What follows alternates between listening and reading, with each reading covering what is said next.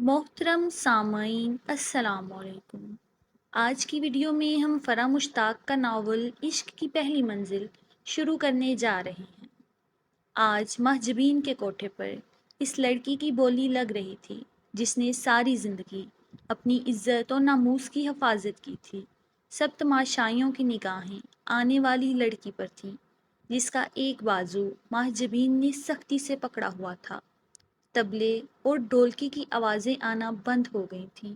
इसने इसे घसीटते हुए दरमियान में ला खड़ा कर दिया। मासूमियत इसके चेहरे से अयां थी।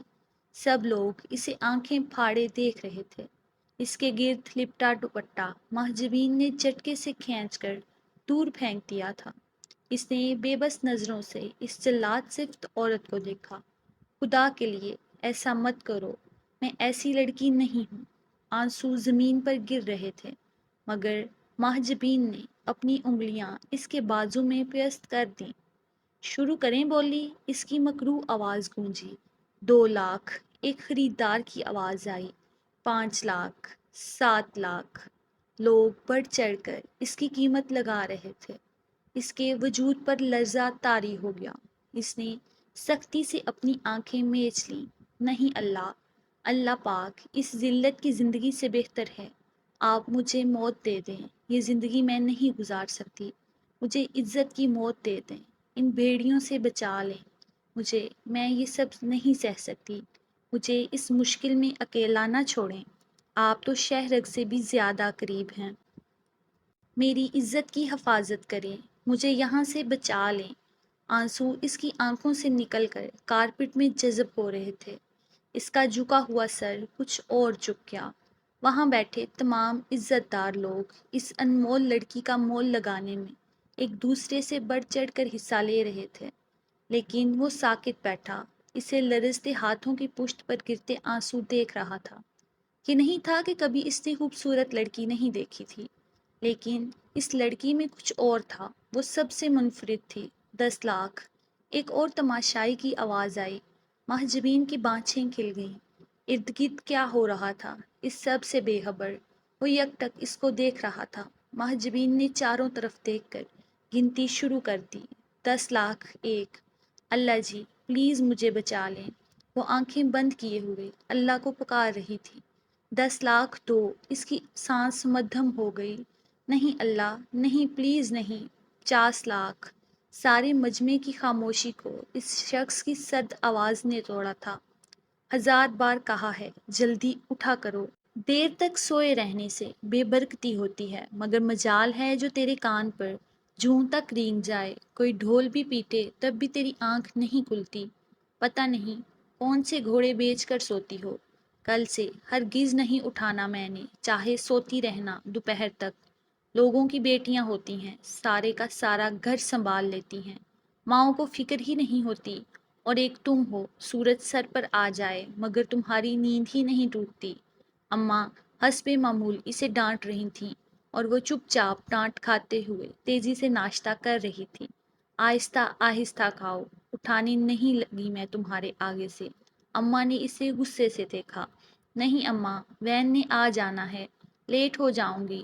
अभी बुक्स भी रखनी है। इसके बस इतना कहने की देर थी। अम्मा फिर से शुरू हो गईं। हाँ तो किसने कहा है आधी दोपहर तक सोती रहा करो। कितनी बार कहा है रात को हर चीज़ तैयार करके रखा करो, पर तुझे असर हो तब ना। तो कहती होगी माँ का क्या है, बोलती है बोलती रहे। एक तू न कमी कम थी कि दो और मेरे घर में आ गई हैं। अम्मा ने भाभी को कमरे से आते देख कर कहा। भाभी वहीं से मुंह बनाते हुए पलट गईं। बस कर देना अम्मा, पक्का आइंदा जल्दी उठूंगी। इसने अम्मा के गले में बाजू माइल करते हुए प्यार से कहा। चल जल्दी कर, तैयार हो जा, फिर शोर मचाती फिरेगी। अम्मा ने नाश्ते के बर्तन समेटते हुए कहा। वो फौरन से तैयार होने चल दी। वैन का सेल सुनते ही वो चादर उठाकर बाहर आई। अच्छा अम्मा, मैं जा रही हूँ, अपना ख्याल रखिएगा। अल्लाह हाफिज, इसने गेट से बाहर निकलते हुए कहा। अल्लाह हाफिज। अम्मा ने इसे आयतल कुर्सी पढ़कर फूंकी। कुछ दिनों से इनका दिल खौल रहा था, जैसे कोई अनहोनी होने वाली है। अजीब से वहमे हर वक्त घेरे रखते। عدن جب تک گھر سے باہر رہتی ان کا دل مختلف خدشات میں گرا رہتا۔ اب اسے جاتے دیکھ کر انہیں پھر سے بے چینی لگ گئی تھی۔ اللہ کی امان میں انہوں نے ایک بار پھر دور جاتی وین کو دیکھا۔ محمد عالم کے صرف دو ہی بیٹے تھے، نواب عالم اور میر عالم۔ نواب عالم جتنے فرما بردار اور سلجھے ہوئے انسان تھے، میر عالم اتنے ہی نافرمان اور شیطانی صفت کے حامل تھے۔ مزاج میں زمین آسمان کا فرق ہونے کے باوجود دونوں بھائی ایک دوسرے سے محبت کرتے تھے۔ ان دونوں کی شادیوں کے بعد محمد عالم نے تمام زمین اور جائیداد ان دونوں میں آدھی آدھی تقسیم کر دی تھی۔ چنانچہ وہ دونوں اپنی اپنی فیملیز کے ہمراہ الگ گھر میں شفٹ ہو گئے۔ نواب عالم کے تین بچے تھے، عبداللہ، حیدر اور عدن، جبکہ میر عالم کے چار بیٹے تھے۔ چاروں ہی آوارہ صفت اور گھٹیا مشاغل کے دلدادہ تھے۔ نواب عالم کی جتنی قدر و منزلت تھی، میر عالم گاؤں کی اتنی ہی ناپسندیدہ شخصیت تھی۔ آئے دن لڑائی فساد، زمینی جھگڑے، لوگوں کی بیٹیوں کو بلا وجہ تنگ کرنا اور بہت سی حرکتوں کی وجہ سے صرف ایک یہی خاندان تھا۔ ان کی ان غلط حرکتوں کی وجہ سے گاؤں والے مل کر انہیں گاؤں سے نکل جانے پر مجبور کر دیا تھا۔ میر عالم کو دھچکا اس وقت لگا جب پنچایت کے اس فیصلے میں نواب عالم بھی شامل تھے۔ وہ اس وقت اپنی تینوں دوستوں کے ہمراہ کلب کی سیڑھیوں پر بیٹھا وسکی کے گھونٹ گھونٹ بھر رہا تھا۔ اندر چلنا، ادھر ہی بیٹھ گیا ہے، احمد نے اسے سیڑھیوں پر بیٹھا دیکھ کر کہا۔ نو آئی ایم اوکے، اس نے ایک اور گھونٹ بھر کر کہا۔ اس کی آنکھیں آہستہ آہستہ سرخ ہو رہی تھیں، لیکن نظریں اب بھی آنے جانے والے لوگوں پر مرکوز تھیں۔ وہ چاروں وہاں آنے والے لوگوں پر اپنا اپنا تبصرہ کرتے ہوئے بے ہنگم کہکے لگا رہے تھے۔ فرحان نے میرا دماغ چاٹ لیا ہے تیرا پوچھ پوچھ کر، احمد نے دوسری بوتل اس کی طرف بڑھاتے ہوئے کہا۔ لیو ہر، زہر لگتی ہے مجھے ایسی لڑکیاں۔ اس نے دوسری بوتل بھی منہ سے لگا لی۔ تو تجھے شہد کون سی لگتی ہیں یہ بھی بتا دے، ارسلان نے بے ڈنگے انداز میں ہنستے ہوئے پوچھا، لیکن دوسری بوتل سے صرف چند گھونٹ لینے کے بعد ہی وہ جواب دینے سے قاصر تھا۔ یہ شہر کی ایلیٹ کلاس کے بگڑے ہوئے نوابزادے تھے، ان تمام خوبیوں سے لبریز جو اپر کلاس کے اس ٹائپ کے کسی بھی لڑکے میں ہو سکتی ہیں۔ اس وقت وہ نشے میں دھت ارد گرد سے غافل کلب کی سیڑھیوں پر گرے پڑے تھے۔ Good morning every one, sorry میں آج لیٹ ہو گیا، دائم نے ڈائننگ ٹیبل کی چیئر گھسیٹتے ہوئے کہا۔ اٹس اوکے بیٹا، ہم آتی ہیں۔ طلال احمد کی بات پر وہ بتیسی نکال کر ناشتے کی طرف متوجہ ہو گیا۔ دائم، آج مجھے سمیا کی طرف جانا ہے، کچھ دیر بعد سارا نے کہا۔ تو چلی جائیں ممی، اس میں پوچھنے والی کون سی بات ہے، اس نے لاپرواہی سے کہا۔ پوچھ نہیں رہی، میں بتا رہی ہوں کہ تم بھی میرے ساتھ چلو گے۔ نیہا کو شاپنگ کروانی ہے اور اتنے دن سے تم اس طرف نہیں گئے، آخر منگیتر ہے، وہ تمہاری کچھ تو خیال کرو۔ او پلیز مام، یو نو مجھے ان فضول کاموں میں کوئی دلچسپی نہیں ہے۔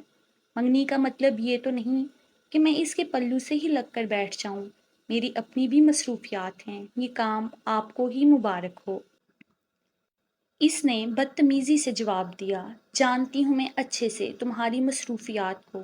انہوں نے دانت پیستے ہوئے، ویری گڈ، یہ تو بہت اچھی بات ہے، اس نے اب بھی پہلے والے انداز میں کہا۔ جسٹ شٹ اپ، تمیز سے بات کیا کرو میرے ساتھ۔ سارا کا دماغ کھول گیا۔ کول ڈاؤن پلیز، کیا ہو گیا ہے آپ دونوں کو؟ طلال احمد جو ناشتہ کرتے ہوئے ماں بیٹے کی تکرار سن رہے تھے، ایک دم درمیان میں بولے۔ مجھے تو کچھ نہیں ہوا، آپ کے بیٹے کا ہی دماغ ساتویں آسمان پر ہے، اسی سے پوچھیں کیا ہوا ہے اسے، سارا نے غصے سے کہا۔ ممی آپ سکون سے بیٹھیں، میں اٹھ کر ہی چلا جاتا ہوں۔ وہ چائے کا کپ ٹیبل پر پٹک کر باہر نکل گیا۔ کیا کرتی ہیں آپ؟ بچہ نہیں ہے اب، وہ بڑا ہو چکا ہے، آہستہ آہستہ سیکھ جائے گا سب کچھ، ہر وقت اس کے پیچھے مت پڑی رہا کریں، طلال نے تحمل سے انہیں بتایا۔ تبھی باہر سے گاڑی سٹارٹ ہونے کی آواز آئی۔ میں بھی یہی کہہ رہی ہوں، بچہ نہیں ہے اب وہ، اسٹڈیز کمپلیٹ ہو چکی ہیں، جانتے ہیں آپ آج کل کن لوگوں میں اٹھ بیٹھ رہا ہے، وہ کیا مصروفیات ہیں اس کی؟ سارا نے پریشانی سے طلال صاحب کو دیکھا۔ ڈونٹ وری، اس عمر میں اولاد ایسی ہی ہوتی ہے، کرنے دیں، وہ جو کرتا ہے سمجھ جائے گا۔ آہستہ آہستہ انہوں نے لاپرواہی سے سر جھٹکا۔ سمجھ جائے گا نہیں، آپ سمجھائیے اسے، کل سے اپنے ساتھ آفس لے کر جائیں۔ ذمہ داری جب سر پر پڑے گی تبھی عقل ٹکانے آئے گی۔ سارا نے پھر سے زور دیا۔ اوکے اوکے، جسٹ ریلیکس، بات کروں گا میں اس سے، انہوں نے آرام سے کہا۔ ان کی بات سن کر سارا بھی خاموشی سے جوس پینے لگی۔ شانزا، آج وہ گاڑی پھر ہمارا پیچھا کر رہی ہے۔ عدن نے تشویش سے شانزے کو دیکھا۔ ہاں دیکھا تھا میں نے۔ یار حیرت والی بات ہے، آخر کون ہے اتنا فارغ جو 2 ماہ سے ہماری وین کا پیچھا کر رہا ہے؟ ایسی بھی کیا دلچسپی؟ کوئی بات ہے تو کلیئر کرے، اس طرح پیچھا کرنے کی کیا تک بنتی ہے؟ شانزے نے پریشانی سے کہا۔ ہاں نا، اور تمہیں پتہ ہے گاؤں میں چھوٹی سی بات کا بھی بتنگڑ بن جاتا ہے، کوئی دیکھے گا تو کیا سوچے گا؟ عدن کی پریشانی کسی طور کم نہیں ہو رہی تھی۔ چھوڑو بھی، اچھا ہے نا ہمیں ایک باڈی گارڈ مل گیا، وہ بھی مفت میں۔ ہانیہ کی بات وہ دونوں ہنس پڑی۔ چھٹی کے بعد بھی جب وہ سب وین میں آ کر بیٹھیں تو وین کے چلنے کے کچھ دیر بعد ہی کہیں سے گرے کرولا نمودار ہو گئی۔ اف، کیا مصیبت ہے، اسے کوئی اور کام نہیں ہے؟ شانے نے غصے سے پیچھے آتی کار کو دیکھا۔ دفع کرو تم، ہمیں کیا، وہ جو مرضی کرے، ہمارا پابند تھوڑی ہے وہ۔ اندر سے تو عدن کا دل بھی کانپ رہا تھا، مگر بظاہر اس نے مضبوطی سے کہا۔ سب سے زیادہ ٹینشن بھی اسے ہی تھی کہ اس کا گھر ہی سب سے آخر میں آتا تھا اور وہ کار اکثر گاؤں سے باہر ہی مڑ جاتی تھی، مگر بعض اوقات وہ عدن کی وین سے اترنے کے بعد ہی واپس جاتی۔ اب بھی وہ پریشانی سے شیشے سے باہر نظر آنے والے دوڑتے مناظر کو دیکھ رہی تھی کہ اچانک وہ کار بالکل وین کے برابر آ گئی۔ اس نے چونک کر اندر بیٹھے شخص کو دیکھا۔ وہ اس کی طرف دیکھ کر مسکرایا اور زن سے گاڑی بھگا لے گیا۔ اس کی صرف آنکھوں سے پتہ چلا تھا کہ وہ مسکرایا ہے۔ آنکھوں کے علاوہ سارے چہرے پر ماسک تھا۔ کون ہو سکتا ہے؟ اس کے مسکرانے پر وہ جی جان سے کانپ گئی تھی۔ یہ میری طرف ہی کیوں دیکھ رہا تھا؟ میں تو اسے جانتی تک نہیں۔ وہ اب تک اسی کیفیت میں تھی۔ شکر ہے مصیبت ٹل گئی، ہانیہ نے گاڑی کو آگے جاتے دیکھ کر کہا۔ عدن، کیا ہوا؟ تمہارا رنگ کیوں پیلا ہو رہا ہے؟ نہیں نہیں، میں تو ٹھیک ہوں۔ اس نے منہ پر ہاتھ پھیر کر خود کو نارمل کیا۔ کون تھا وہ؟ 2 ماہ سے کیوں پیچھا کر رہا ہے؟ آخر چاہتا کیا ہے؟ اس کے ہاتھ اب بھی کانپ رہے تھے۔ گھر پہنچنے تک وہ اسی حالت میں رہی۔ عدن، کیا بات ہے؟ طبیعت تو ٹھیک ہے تیری؟ جب سے آئی ہو اسی طرح لیٹی ہو، کوئی مسئلہ ہے کیا؟ شام تک بھی جب وہ غائب دماغ رہی تو اماں نے کہا۔ نہیں اماں، بس سر میں درد ہے، اسی لیے۔ اس نے وقتی بہانہ بنا کر انہیں ٹال دیا، لیکن اگلے روز جب وہ پھر کسل مندی سے پڑی رہی تو اماں نے تشویش سے اسے دیکھا۔ تو بتاتی کیوں نہیں ہے؟ کیا ہوا ہے تجھے؟ کالج بھی نہیں گئی آج؟ سب ٹھیک تو ہے؟ وہ تو کبھی بیماری میں بھی چھٹی نہیں کرتی تھی، تو پھر آج؟ اماں کا پریشان ہونا بجا تھا۔ ٹھیک ہوں اماں، بس آج دل نہیں کر رہا جانے کو۔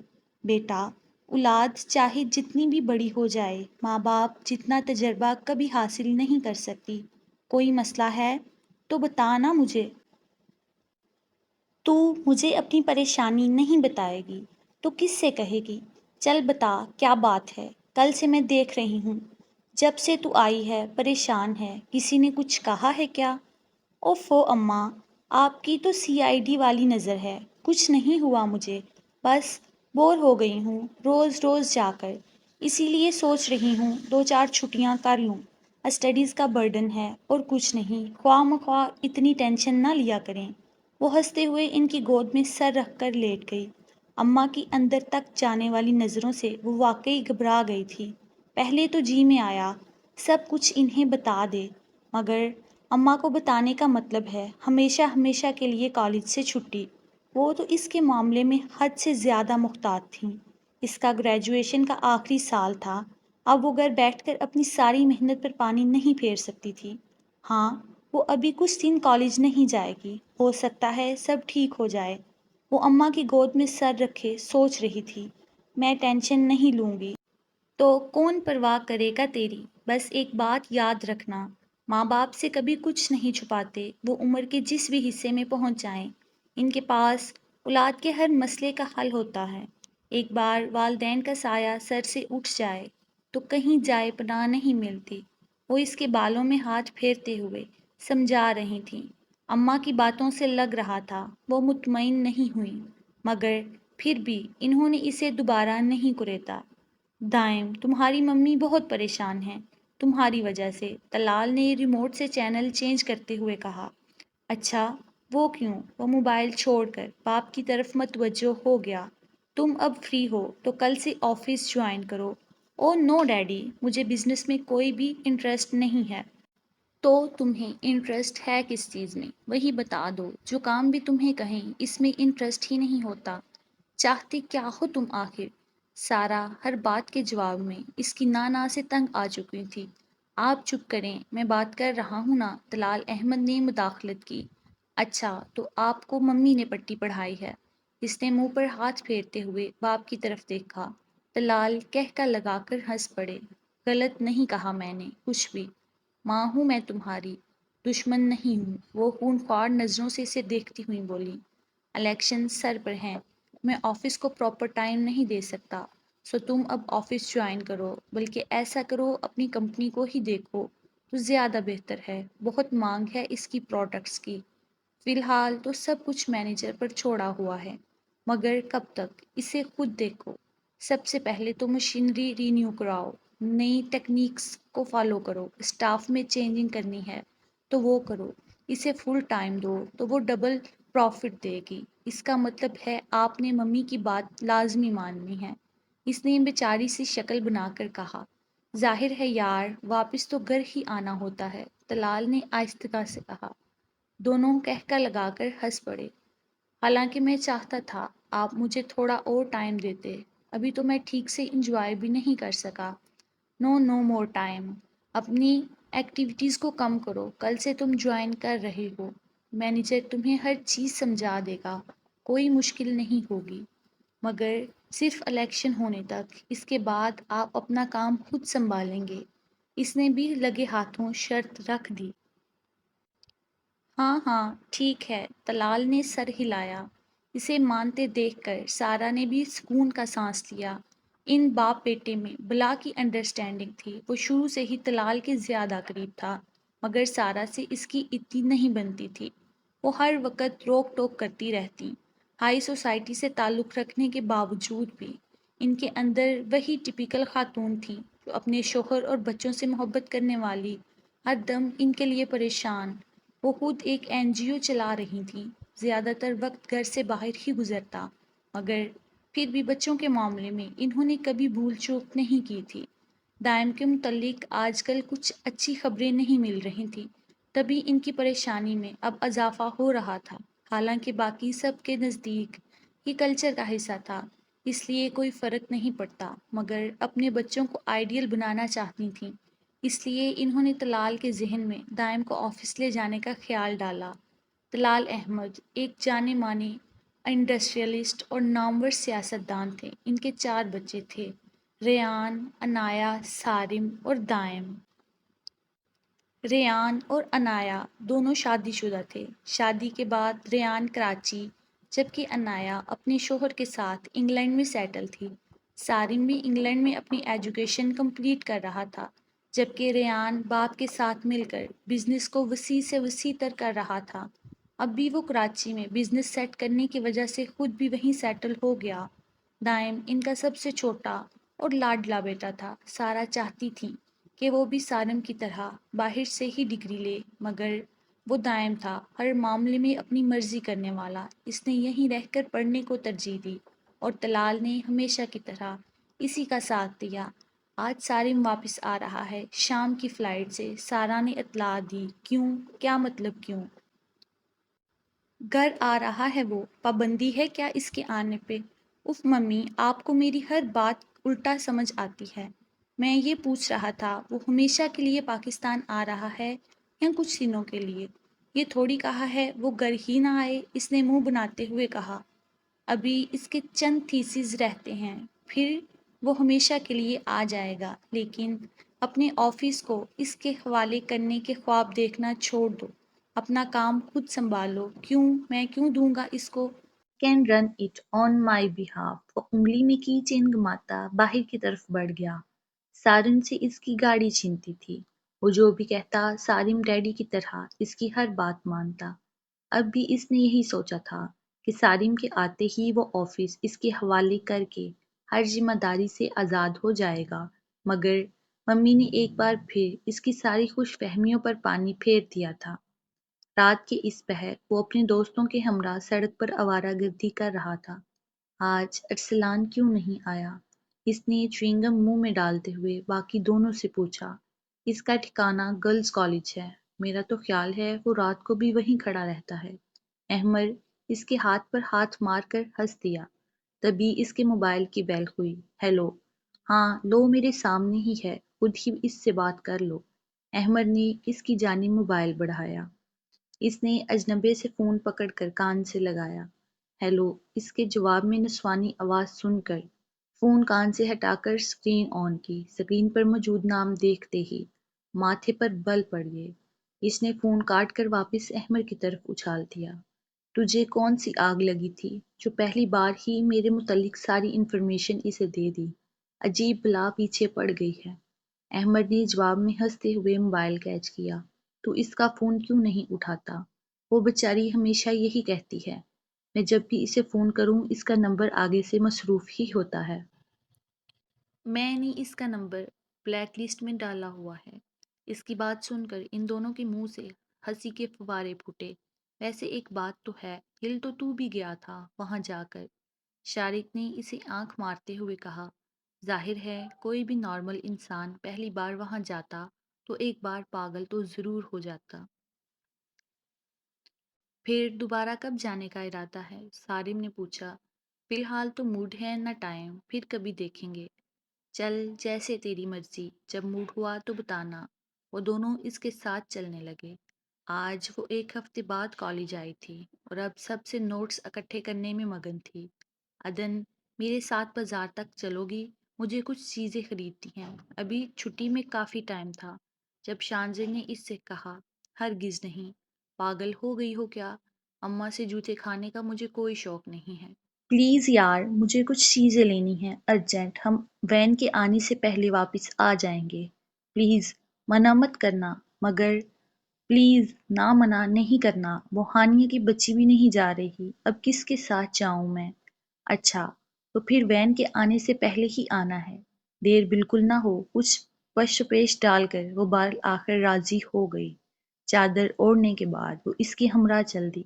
سڑک پر تیز تیز چلتے ہوئے عجیب سا احساس ہونے پر اس نے پیچھے مڑ کر دیکھا تو پاؤں کے نیچے سے زمین نکل گئی۔ اس نے فوراً شانزے کا ہاتھ زور سے پکڑ لیا۔ وہ گاڑی ہمارے پیچھے آ رہی ہے۔ شانزے نے ایک نظر پیچھے مڑ کر دیکھا، پھر خاموشی سے دوبارہ چلنے لگی۔ کیا ہوا؟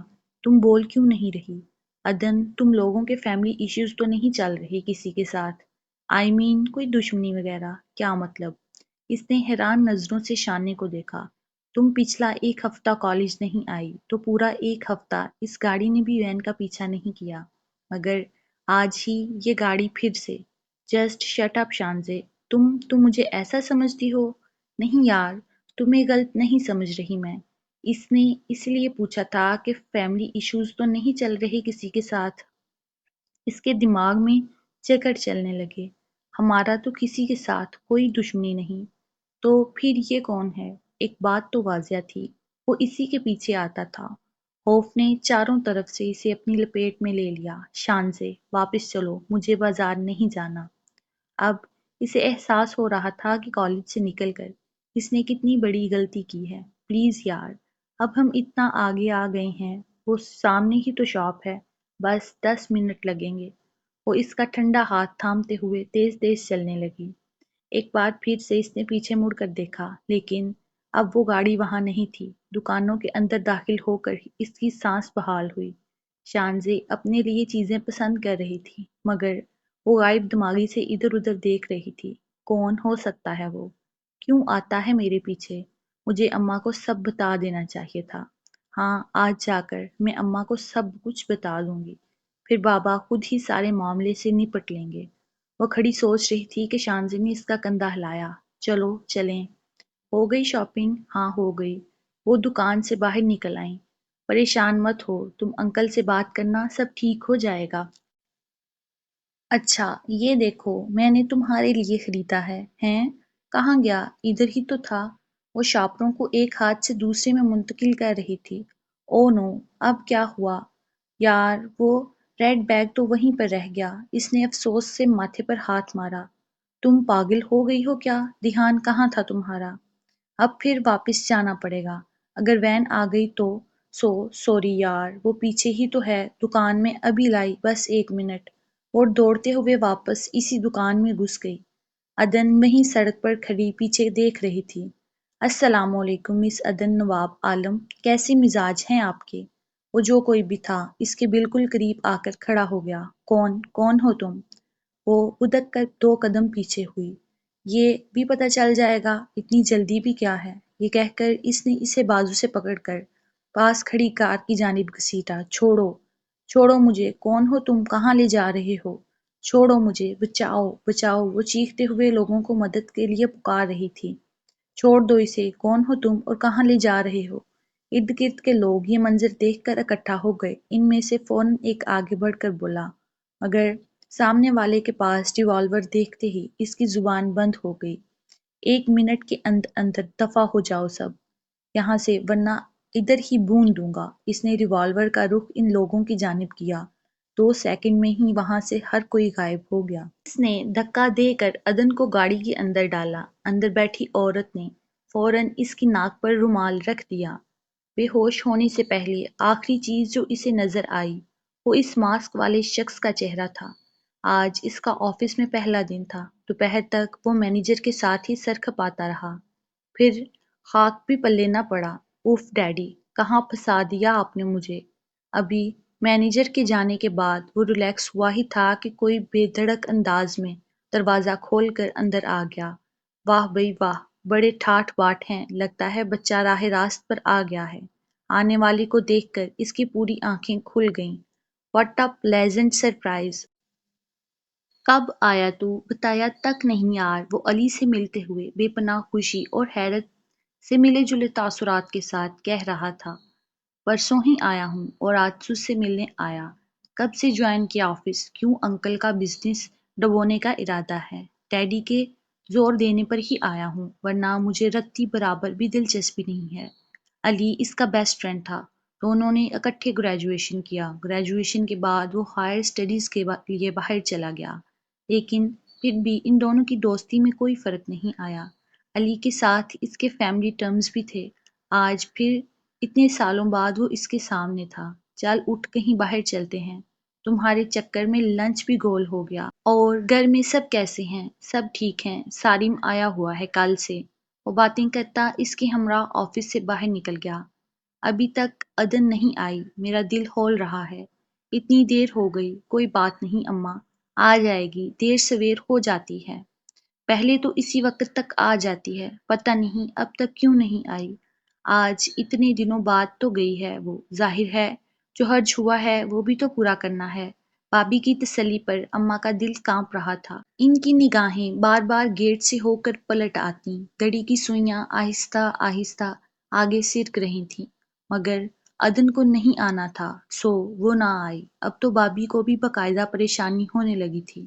اماں جلے پیر کی بلی کی طرح صحن میں چکر کاٹ رہی تھیں۔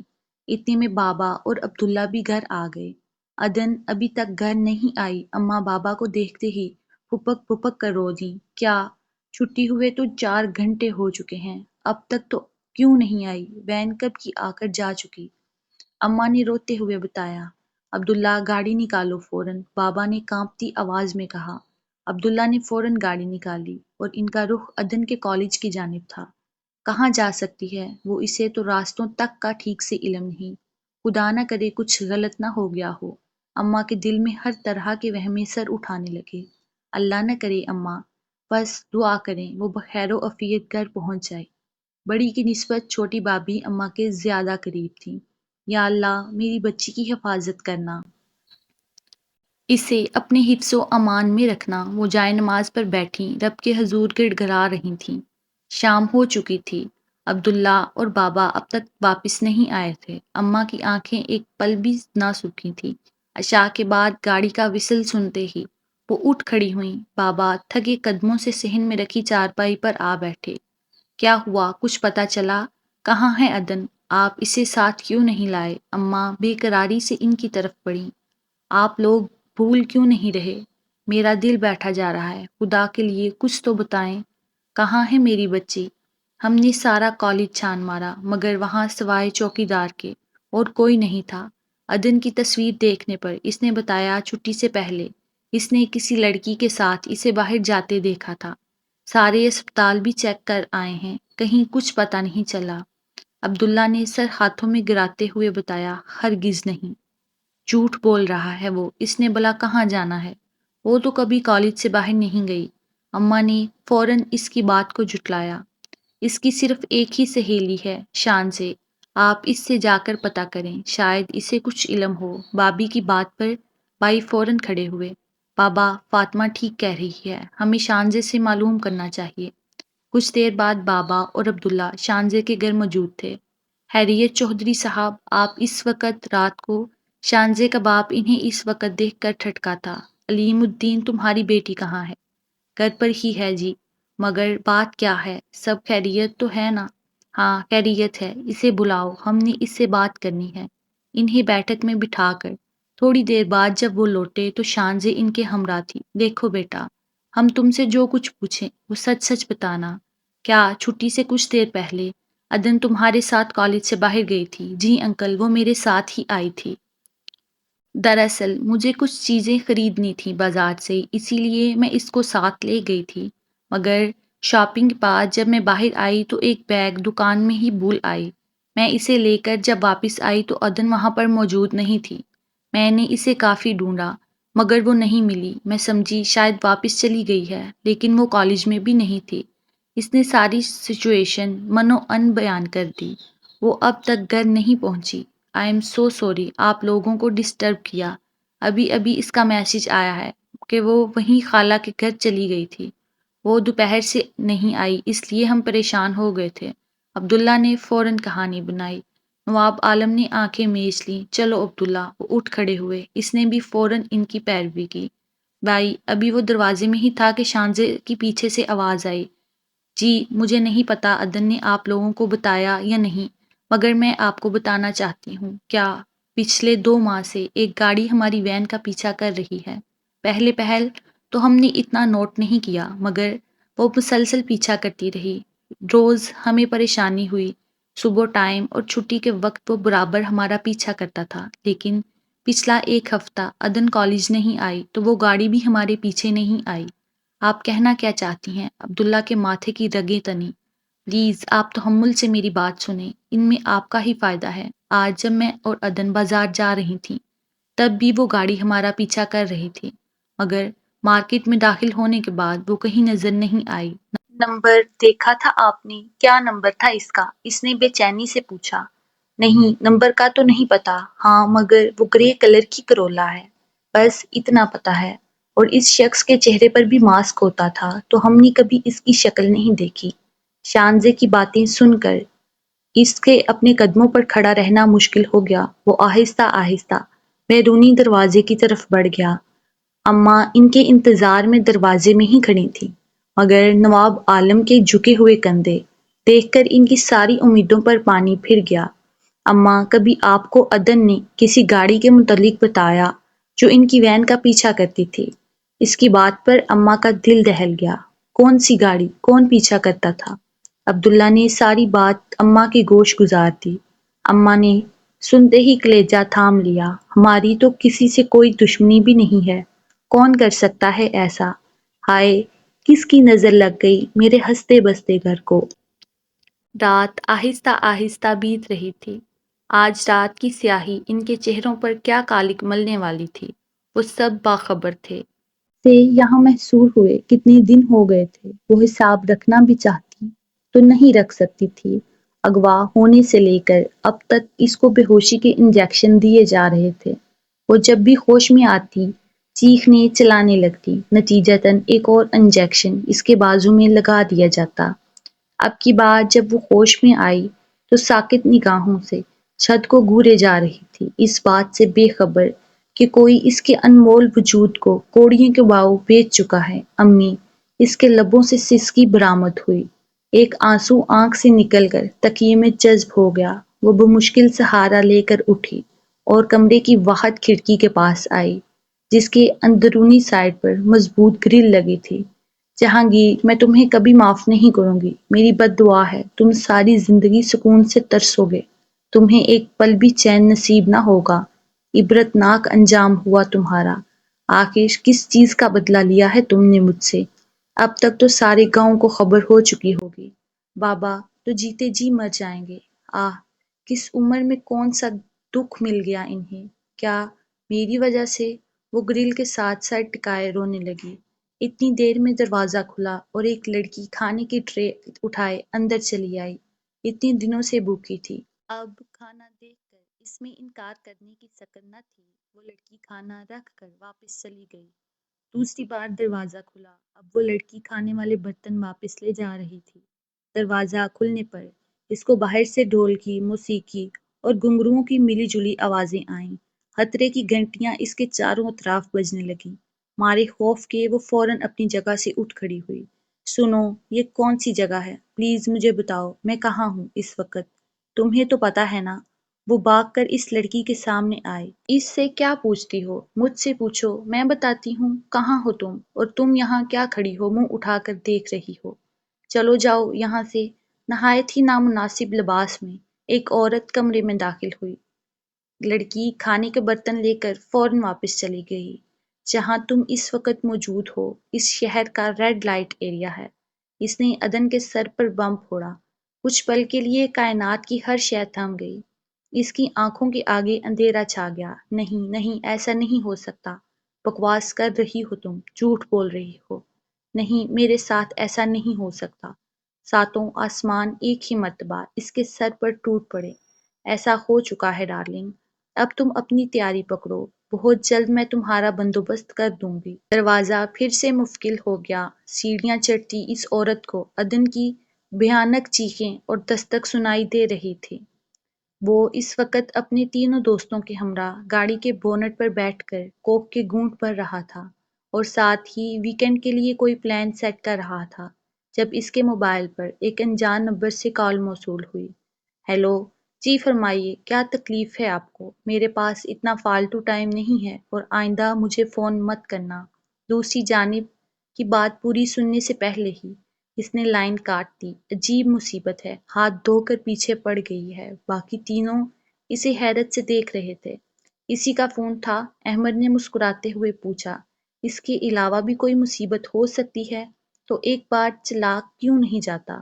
چل ایسا کرتے ہیں کل رات ہی چلتے ہیں، ویسے بھی سنا ہے کچھ نیا وہاں پہ ہے۔ کیا؟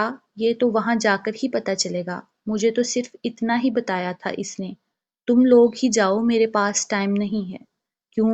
تو نے کون سا مارکا مارنا ہے جو ٹائم نہیں ہے؟ بس کل ہم چاروں جائیں گے، ڈن ہو گیا۔ نو یار پلیز، میرا بالکل موڈ نہیں ہے۔ پہلے تیرے پاس ٹائم نہیں تھا، اب موڈ نہیں ہے، مسئلہ کیا ہے تمہارا؟ کل کو ہمیں بھی کہے گا پلیز میرے پاس ٹائم نہیں ہے، اور نہ ہی میرا موڈ ہے تم لوگوں سے ملنے کا۔ شٹ اپ، میں نے ایسا کچھ نہیں کہا۔ تو پھر چلنا یار، کیا بگڑ جائے گا تیرا؟ ارسلان نے بھی کہا۔ اوکے، صرف تم لوگوں کے کہنے پر جا رہا ہوں، بٹ زیادہ دیر ہرگز نہیں بیٹھوں گا، اور اسے بھی اچھی طرح سے سمجھا دینا آئندہ مجھے ہرگز کال نہ کرے۔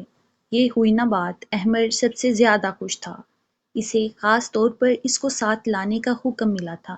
عبداللہ یہ معاملہ پولیس میں لے جانا نہیں چاہتا تھا، اس لیے اس نے ذاتی طور پر اپنے دوست ایس پی دانیال سے بات کی۔